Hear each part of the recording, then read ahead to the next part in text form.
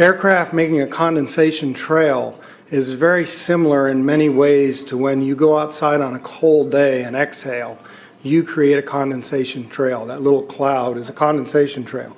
Now, if you take a 2-mile walk on a cold day and you can turn around and you can see your condensation trail tracking all the way back for 2 miles. That's how crazy it is to think that what we're looking in the sky is actually condensation trails. The contrails, not the chemical, the contrails occur because of cold air, minus 30. It takes high altitude, around 30,000 feet plus. There's carbon dioxide and water vapor in that exhaust. That turns to ice crystals, and that's what you see, the white stream behind it. Those white crystals of ice warm up, dissolve, and the smoke goes away. And it never lasts more than a minute.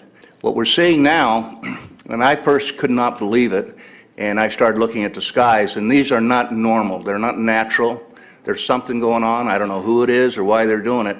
All I can testify is it's not natural and it's not normal. It's got to be some outside influence doing that. Thank you. I'm here to give you testimony that chemtrails, they're not contrails, are indeed real. They're spraying almost every day. I watch the clouds and watch the spraying program going on.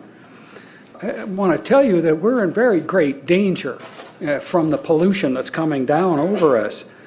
And we've been led astray by the military-industrial complex, and they're responsible for the cloud's creation and weather manipulation programs. They're dark operations. That's why they're not out in the media. I look around and I see people are starting to look up and see this. Many times I've spoken about chemtrails, and I get this blank look on my face. What are you talking about? I'm saying, look up. As a pilot, before I fly, I look up. And so, boy, they're really out there working. When you look up at the sun and you see a white haze, that is aluminum floating in the air right now, and it's coming from the aircraft.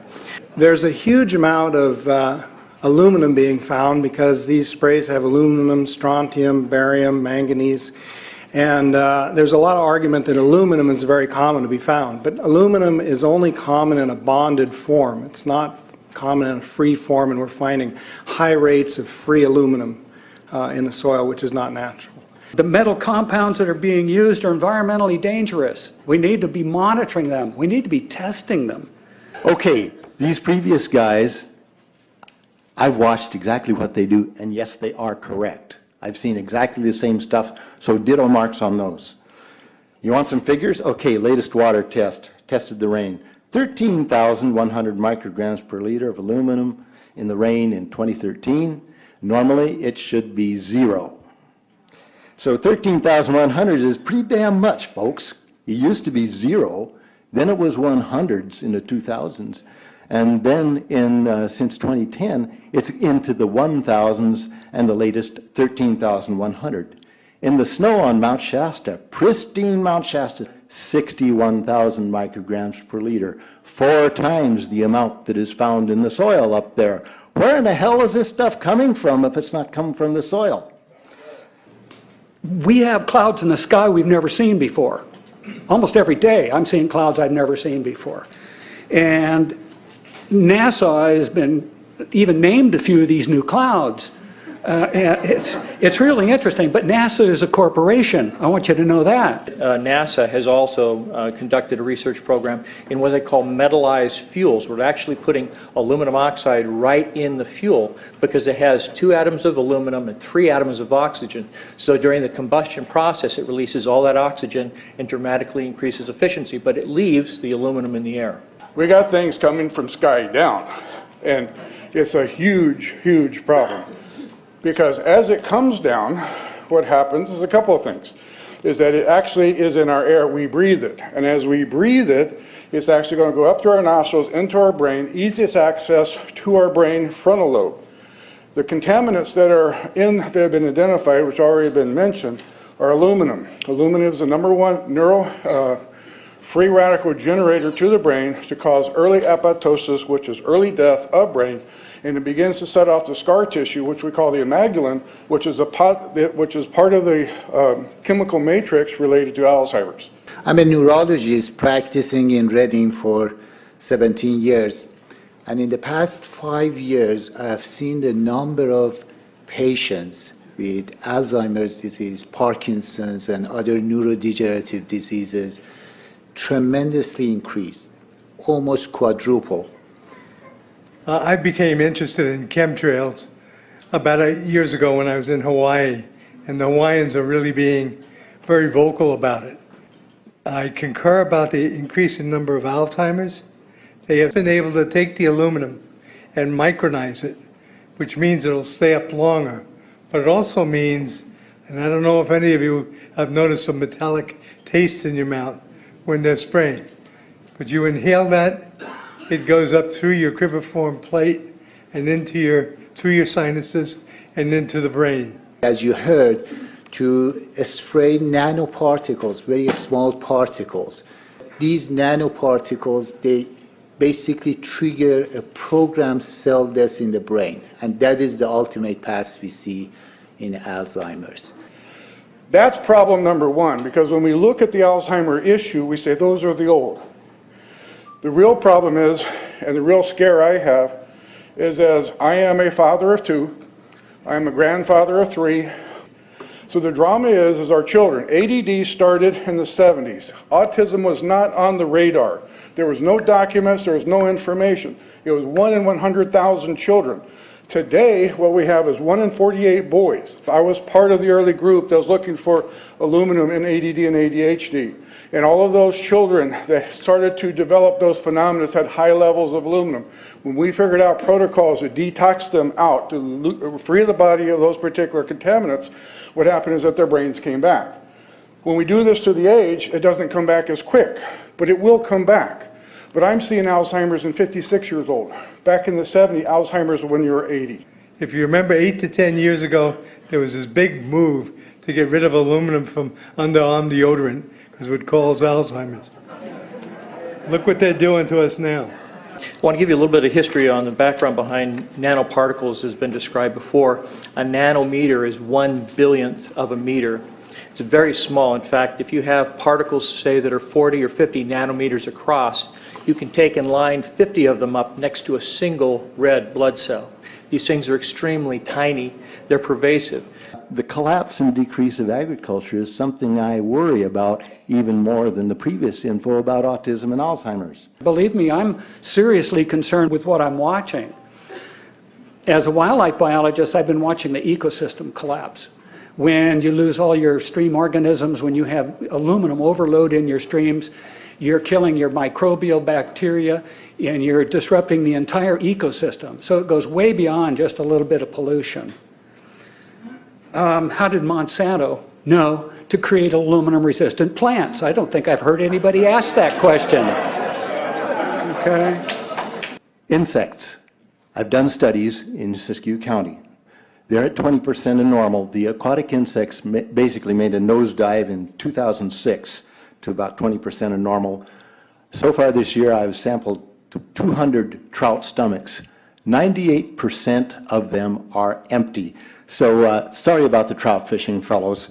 The mayflies, stoneflies, dipterus, and caddisflies are damn near gone. The terrestrial sampling is down to about 20% of normal, except for pest species like ants. We're seeing a loss of the major bird species, and as the gentleman said, the ecosystem is unraveling, and Audubon's been telling you that for years. The materials that are going into the environment right now, aluminum oxide nanoparticles and barium nanoparticles, these just happen to be the same materials that they use in nanothermate explosives. And so when this stuff settles down out of the air into the environment, it is small enough to be absorbed through the root structure of the trees in the forest. And so when there's a forest fire, and there will be a forest fire, those fires burn dramatically hotter. The point is that the cost of firefighting, the cost in the healthcare system have nearly doubled in the last 10 years. The amount of acreage is lost because of fires. The impact on human health is dramatic. I personally tested water and aluminum, and I found aluminum had 47 times the normal expected amounts. Strontium had 10 to 20 times the amounts. Barium was 20 times. This is what the stuff looks like here. I collected, it looks, most people just think it's a cobweb, but I tested it, it has outrageous amounts of barium, strontium, and aluminum, but they destroy the sample, so I'm not letting this get away from me. You know, these tests are international. in scope. We're seeing this all over the world, guys. Okay, pH of acid soils is 20 times more alkaline. The aluminum in the soil has doubled in the last 10 years. The rain normal was 5.6. It's 20 times more alkaline. Aluminum blocks essential nutrients. I am unable in my garden to restore normal pH, and that's because nanoparticles are now in the circulatory systems of both plants and humans. The Air Force conducted a study starting in 1993. It was called In Vitro Toxicity of Aluminum Nanoparticles in Rat Alveolar Macrophages. That's a real fancy way of saying testing the effect of aluminum nanoparticles on the white blood cells in the little air sacs in your lung, the alveoli. And what they found in this 8-year study was that these particles, when you're exposed to them long enough, it suppresses the ability of your white blood cells to defend you from airborne infections coming into your lungs. So it suppresses your immune system. But they also found that these same particles, once they get into your system, they can actually go through the barrier in each one of the cells. They get inside the cells, and these particles can actually suppress the ability of mitochondria, which are in the cells that help to gobble up toxins and things that would be harmful to the nucleus and the reproduction process of the cells in your body. These processes are suppressed, and so essentially by breathing this material in, your immune system is dramatically suppressed. I wrote to the federal government because Air Force wrote a book, and on the first page of the book they said, we're going to control the weather by the year 2025. I asked them, what are they doing spraying these chemicals on the public? I said, there's violation of United States Code 50 USC 1520, which prohibits the American government from experimenting on the U.S. citizens with chemical agents. I said that law also requires who's ever experimenting, when the federal government does it, that they have to report to Congress within 30 days. They wrote back, they said they don't know what I'm talking about. We have enough evidence that there's a spraying going all over the place. We were warned about the takeover of our freedoms by the military-industrial complex by both Eisenhower and Kennedy. They're gaining traction on us, folks. We are in trouble more than just a spraying program. All I can say is it's about time we get up in arms about this, because it is affecting our health. It's high time that we as citizens of this great country take action. Board of Supervisors in Suffolk County, New York, they outlawed geochemical engineering. Hawaii passed an ordinance prohibiting geochemical engineering. I urge you to bar geoengineering in Shasta County and pass an ordinance. At least ask some damn questions. What the hell is all this aluminum doing here? Why are the trees dying, fishes dying? Why is there Alzheimer and aluminum spiking? And why are these fibers on the ground here in Shasta County? Thank you. Thank you, Mr. Marmon. Today, the Shasta County Board of Supervisors has been the beneficiary of some sincere, passionate, and knowledgeable comments. And I thank you for those.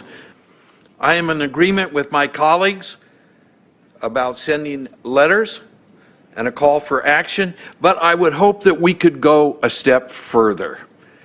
I would like for us to send a copy of this video where all of you spoke today, all 2.5 or 3 hours of this testimony, to be sent to our senators and our U.S. representatives, and also our representatives in the state of California. We'll do that. Let them listen to the passion that came out of this meeting today. Thank you. You have the motion in front of you. I think it's understood. All in favor say aye. Aye. Any opposition? Motion passes unanimously.